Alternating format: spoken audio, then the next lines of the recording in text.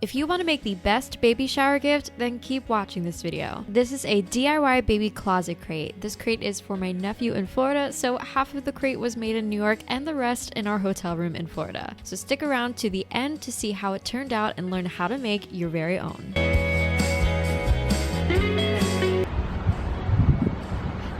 I've never read a more true statement.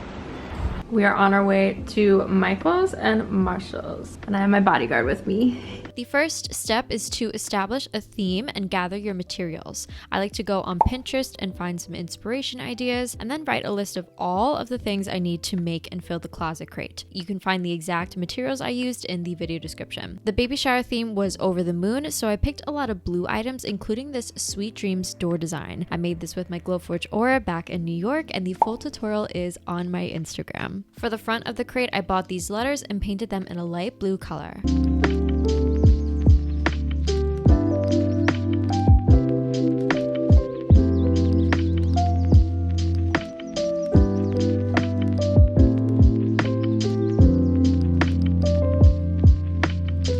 Found this inspo picture of a small shoe holder and wanted to make my own, and it was so easy. This small wood piece was from Michael's, and then we used an electric power drill with a 1/8 inch drill bit to drill one hole in each corner. A tip is to draw a small hole first, because if it's too small, you can always drill a bigger hole, and that's exactly what we had to do to fit the twine. You'll see how I fit the twine in later on in the video.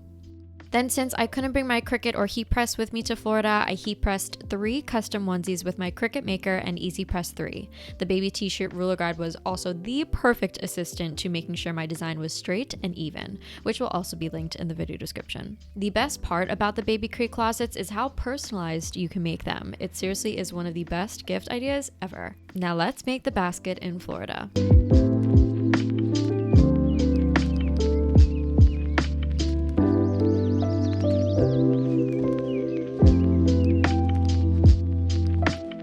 First step is to add the letters to the crate. Flip the crate so the front is facing up, then place the letters on the top without gluing them first to make sure the letters are even. Do not, I repeat, do not use a hot glue gun to glue these letters on because they will fall off. You need to use wood glue. I forgot to buy paintbrushes, so we're improvising in our hotel room with Q-tips, so the wood glue is evenly spread onto the back of the letter.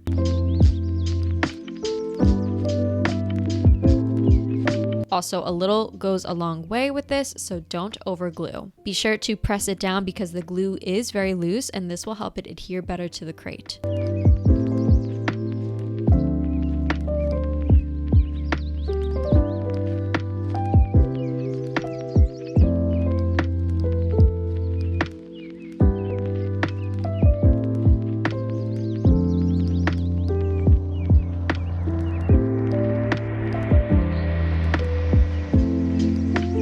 Sometimes the excess glue will pop out on the top and sides, so I cleaned it up with another clean Q-tip.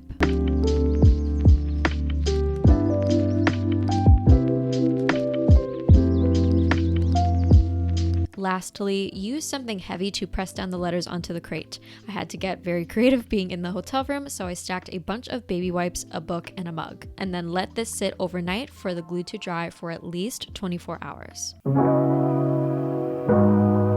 Okay, it's the next day, and now we can remove our makeshift weight and make the closet crate structure. You will need 4 1¼ inch screws for securing the dowels. Normally we'd use an electric power drill, but we couldn't bring it with us to Florida, so we used a handheld screwdriver instead. My husband did this part for me. So he inserted a screw on the bottom corner and then took the rod and braced it up against the screw. Apply pressure when screwing the dowel so it catches onto the crate. Then insert another screw on the top corner of the crate, and you'll repeat the same process for the other side so it'll look like this. This will make the crate super secure. See, it is not going anywhere.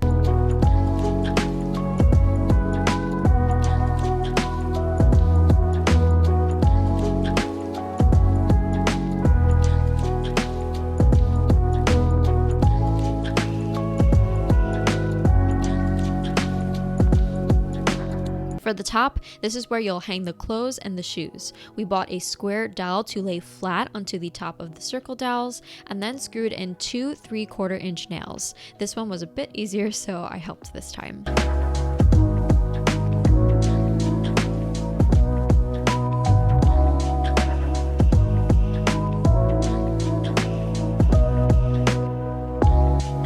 now the closet crate structure is complete and it's time for the fun part, decorating. I bought this gorgeous blue cheesecloth to wrap around the entire outside of the poles. You can play around with it to fluff it out more.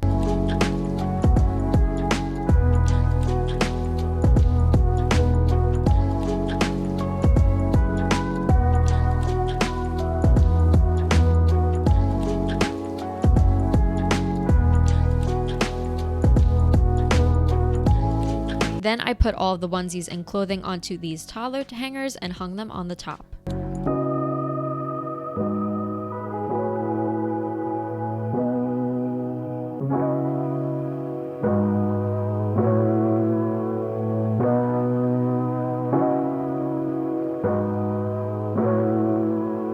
For the shoe holder, add twine and loop it through the 2 holes on each side to tie and hang it onto the rod. It helps to have another person to hold the other side to see how high or low it needs to go.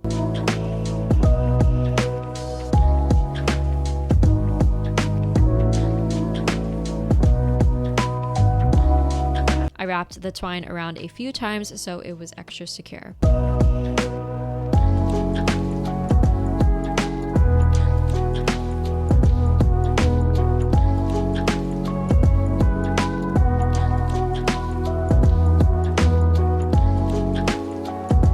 Also, a tip to keep the shoes in place is to put tape on the bottom of the shoes. This thing was moving around a lot when we were transporting it. I also used twine to hang the Sweet Dreams sign, but it was tilting to the side, so I also placed a piece of tape to the back and taped it to the wood dowel so it faced forward.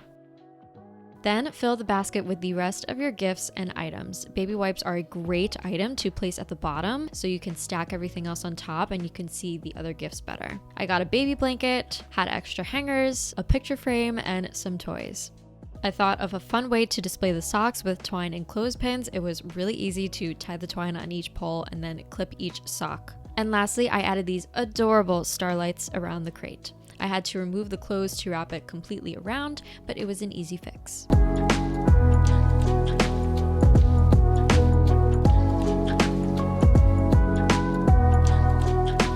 This is the final result of the DIY baby closet crate. My sister-in-law loved it so much and it seriously was a hit at her shower. Everyone was asking me to start selling these, but I was like, no, thank you, but you can learn how to make it yourself on my YouTube video. If you loved this tutorial, please subscribe to my channel for more projects like this. And if you have any questions, please ask away in the comments. Again, all the products I used are in the video description for your help. Thank you for watching. I hope you have a very crafty day and I will see you in the next video. Bye. It's a lifestyle. Bitches. Don't you wanna know that the time's changing? Don't you wanna